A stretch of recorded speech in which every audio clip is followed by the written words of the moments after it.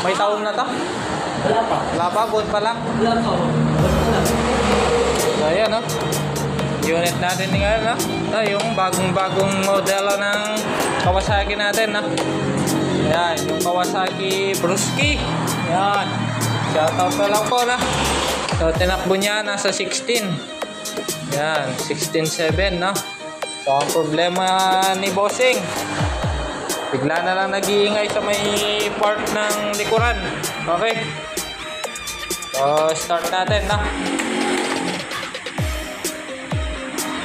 Ayan, ah.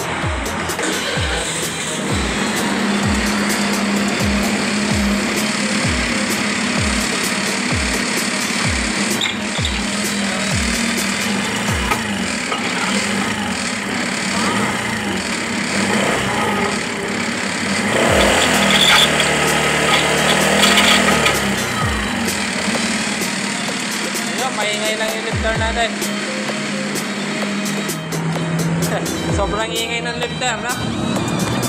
So, imposible pong masira yung panggilid na to kasi bagong-bago pa to. No? Modelo to. So, pasinin nyo po to. Ayan. Ayan, no? Ayan, may bearing po dyan. Sa may bracket nya, no? Swing arm. Ayan, no? Baklasin po natin. Tignan natin yung bearing. Halata naman po, nangalawang. Yan, ah. So, check muna natin. Baklasin natin ng butyo. Tapos itong bracket. Okay? Sana matanggal natin, hindi dumikit. Okay?